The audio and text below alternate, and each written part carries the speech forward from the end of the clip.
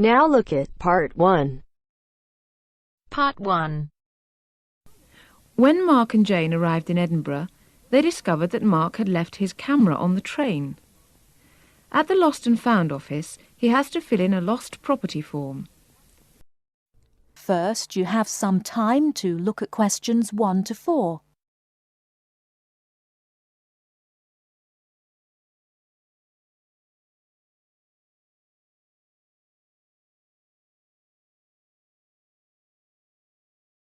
Now we shall begin. You should answer the questions as you listen, because you will not hear the recording a second time. Listen carefully and answer questions 1 to 4. Good evening, sir. Can I help you? Yeah, I think I left my camera on the train from London early today. Did you, sir? Oh, well. In that case, we'd better fill in a lost property form. Can you tell me your name? Yeah, it's Mark Adams. Okay. Your address? You mean in Britain or in the States? How long are you staying? Oh, I've still got a few months in Britain. Okay, then. Can you give me your address here? Right. It's 21 Thames Drive, Leigh-on-Sea. That's Leigh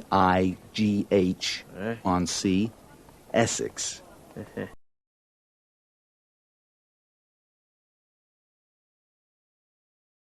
Before you hear the rest of the conversation, you have some time to look at questions 5 to 10.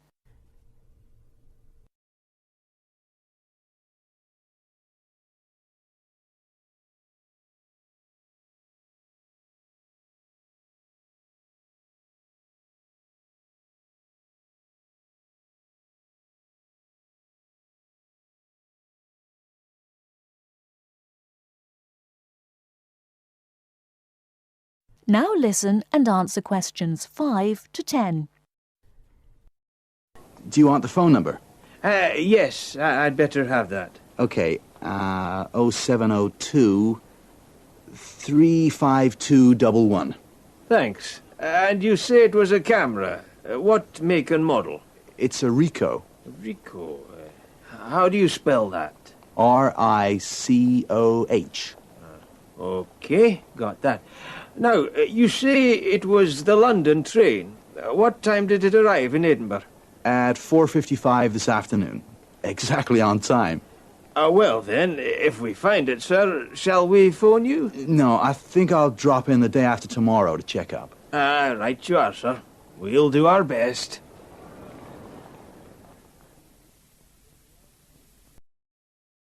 That is the end of Part 1.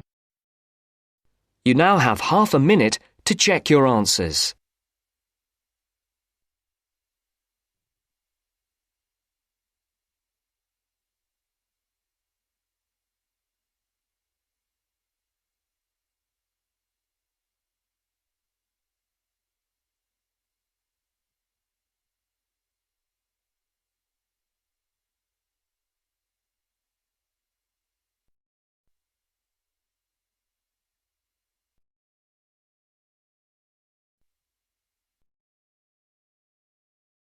Now turns to Part 2. Part 2. First, you have some time to look at questions 11 to 16.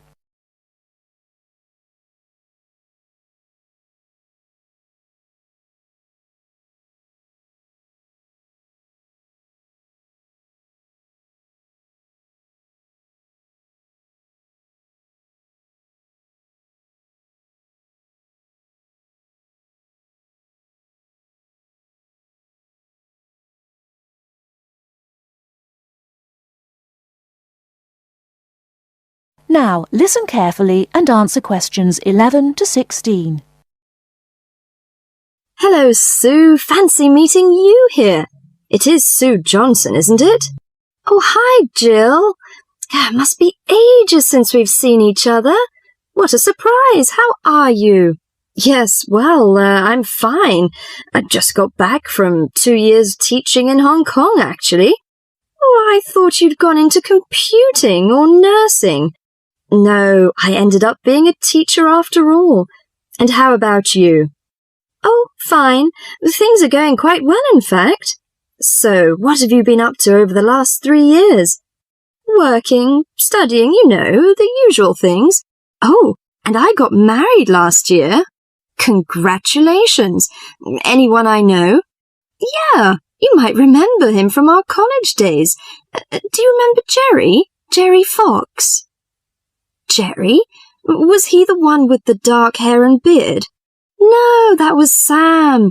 No, Jerry's got blonde hair and glasses. He's pretty tall. Well, we got married, finally. Great. And where did the wedding take place? Was it here in London? No, in the end, we decided to get married in Scotland. Jerry's parents lived there, so we were married in the small village church with the mountains in the background. Fabulous.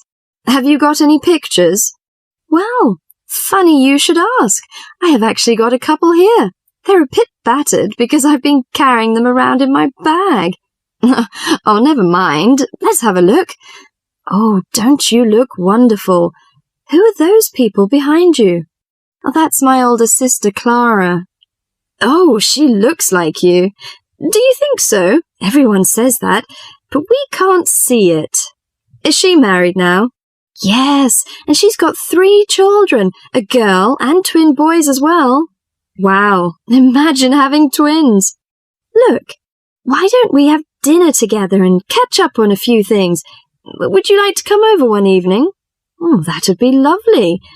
What about next Friday evening? Fine. What time? Shall I come over about 8 o'clock? Oh, come about 7:30. I'm usually home around 6:30, so that'd give me plenty of time to get dinner ready.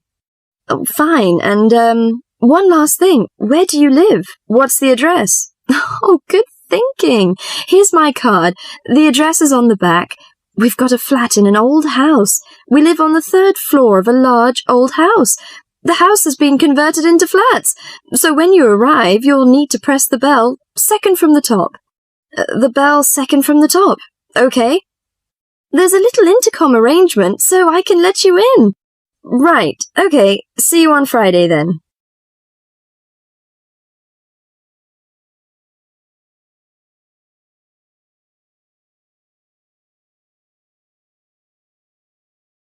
Before you hear the rest of the talk, you have some time to look at questions 17 to 20.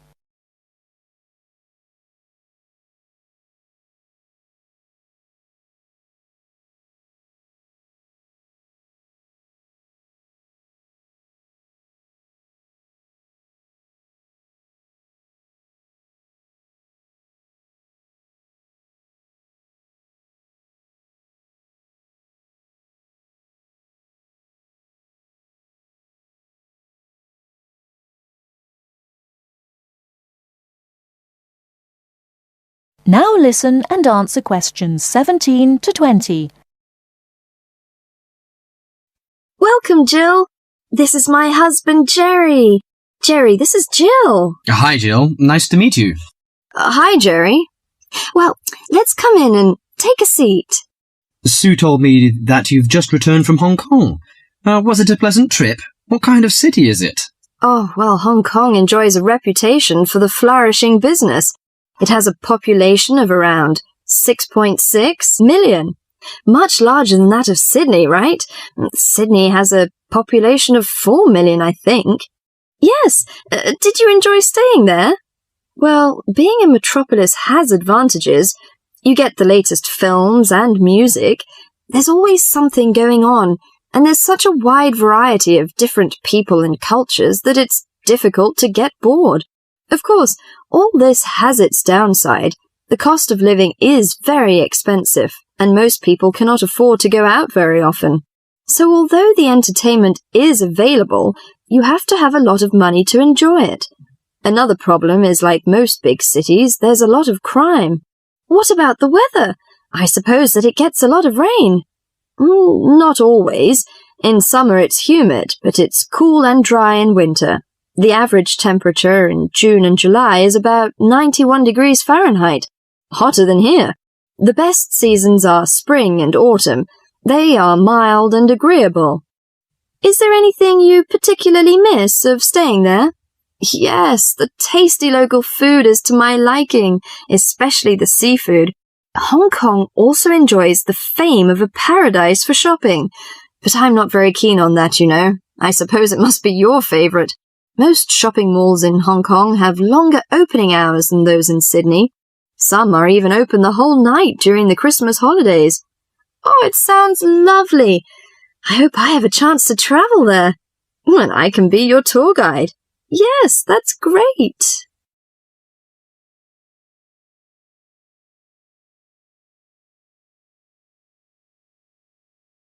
That is the end of part 2. You now have half a minute to check your answers.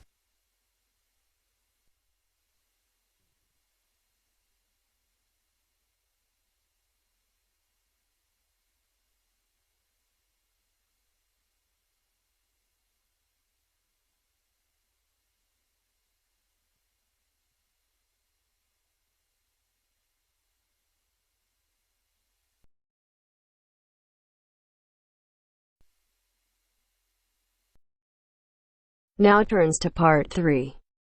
Part 3. You'll hear a discussion between two students, Rosie and Mike, and a university tutor. In the first part of the discussion, they're talking about a survey they have conducted on local entertainment. First, look at questions 21 to 26.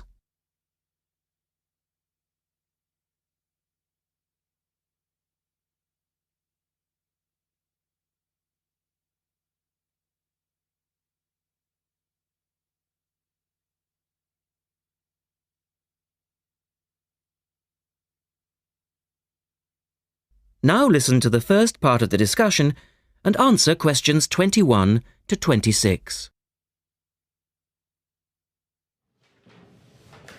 Good morning, everyone. Well, I think we can start straight away by getting Rosie and Mike to do their presentation. Would you like to start, Rosie? Yes. Well, we've done a survey on local entertainment. Basically, we tried to find out how students feel about the entertainment in the town and how much they use it. Yes, so we've called our project Out and About. Yes, that's a good title, Out and About. We wanted to find out how well students use the entertainment facilities in town, whether they get to see the latest plays, films, that kind of thing. Now, we have our own facilities on campus, of course. Oh, yes. We deliberately omitted those as we really wanted to examine outside entertainment in the town as opposed to on the university campus. Actually, there were a lot of areas to choose from, but in the end, we limited ourselves to looking at 3 general categories: cinema, theatre and music. Right. OK, well, first of all, cinema. In the town, there are 3 main places where you can see films. There's the new multi-screen cinema complex, the old Park Cinema and a late-night Odeon. So, if you look at this chart, in terms of audience size, the multi-screen complex accounts for 75% of all cinema seats. The Park Cinema accounts for 20% of seats, and the late-night Odeon has just 5% of seats. As you probably know, the complex and the park show all the latest films, while the late-night cinema tends to show cult films. So, when we interviewed the students, we thought the complex would be the most popular choice of cinema. But surprisingly, it was the late-night Odeon. Yeah, and most students said that if they wanted to see a new film, they waited for it to show at the park, because the complex is more expensive and further out of town, so you have to pay more to get there as well. Yes, and that adds to the cost, of course, and detracts from the popularity, evidently. Well, next, we looked at theatres. The results here were interesting because, as you know, there's a theatre on campus, which is popular, but there's also the Stage Theatre in town, which is very old and architecturally quite beautiful. And there's the large modern theatre, the Ashtop, that has recently been built. So you just looked at the 2 theatres in town? Yes, but the thing about the theatres is that there's a whole variety of seat prices. Also, the types of performance vary, so students tend to buy seats at both and like using both for different reasons. And if they want cheap seats at the ash top, they can just sit further from the front. What we did find that was very interesting is that there are periods during the year when students seem to go to the theatre and periods when they go to the cinema. And we really think that's to do with budget. If you look at this graph, you can see that there's a peak around November, December when they go to the theatre more, and then a period in April, May when neither is particularly popular. And then theatre viewing seems to trail off virtually, while the cinema becomes quite popular in June, July. I think you're probably right about your conclusions. In the second part of the discussion, Rosie and Mike talk about different music clubs. Look at questions 27 to 30 first.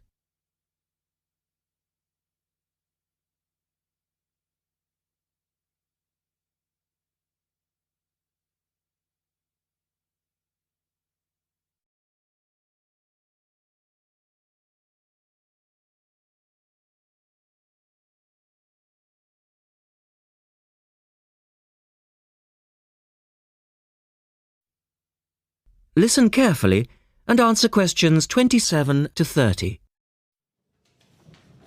Well, lastly, we looked at music, and this time we were really investigating the sort of small music clubs that offer things like folk or specialise in local bands. So not musicals as such? That's right.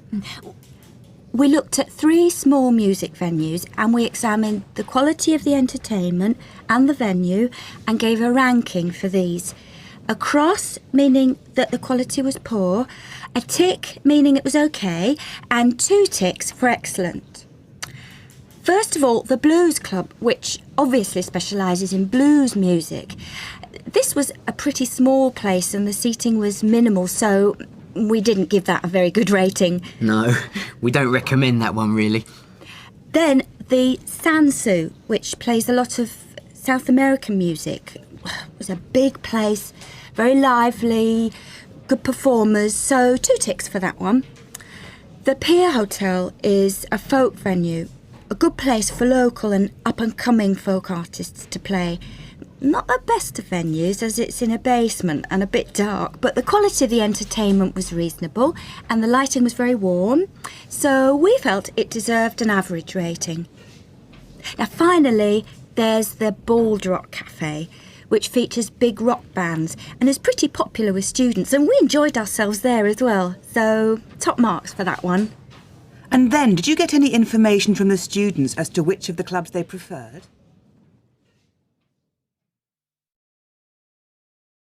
That is the end of part 3.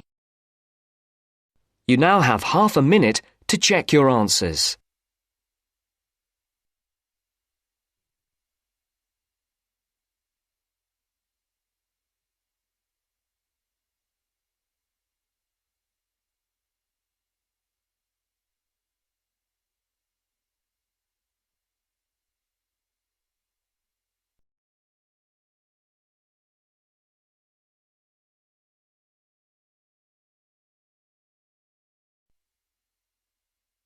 Now turns to part 4. Part 4. You are going to hear a talk about the English policeman. As you listen, complete the notes below. First, you have some time to look at questions 31 to 40.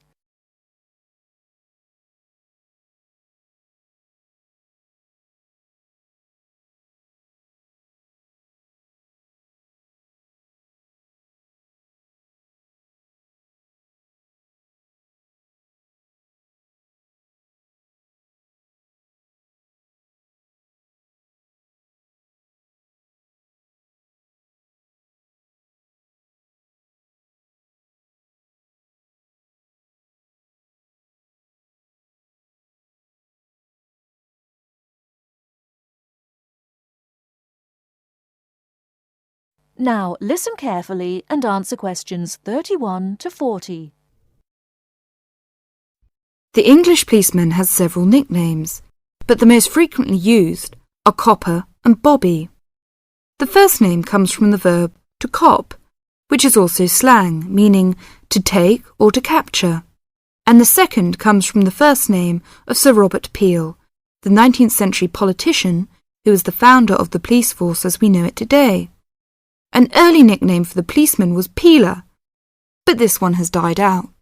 Whatever we may call them, the general opinion of the police seems to be a favourable one, except, of course, among the criminal part of the community, where the police are given more derogatory nicknames which originated in America, such as Fuzz or Pig. Visitors to England seem nearly always to be very impressed by the English police. It has, in fact, become a standing joke that the visitor to Britain, when asked for his views of the country, will always say, at some point or other, "I think your policemen are wonderful." Well, the British Bobby may not always be wonderful, but he is usually a very friendly and helpful sort of character. A music hall song of some years ago was called, "If you want to know the time, ask a policeman." Nowadays, most people own watches, but they still seem to find plenty of other questions to ask the policeman. In London, the policemen spend so much of their time directing visitors about the city that one wonders how they ever find time to do anything else. Two things are immediately noticeable to the stranger when he sees an English policeman for the first time. The first is that he does not carry a pistol, and the second is that he wears a very distinctive type of headgear, the policeman's helmet. His helmet, together with his height, enables an English policeman to be seen from a considerable distance, a fact that is not without its usefulness. From time to time it is suggested that the policeman should be given a pistol, and that his helmet should be taken from him. But both these suggestions are resisted by the majority of the public and the police themselves. However, the police have not resisted all changes. Radios, police cars, and even helicopters give them greater mobility now. The policeman's lot is not an enviable one, even in a country which prides itself on being reasonably law-abiding. But, on the whole, the English policeman fulfills his often thankless task with courtesy and good humour, and with an understanding of the fundamental fact that the police are the country's servants, and not its masters. That is the end of part 4. You now have half a minute to check your answers.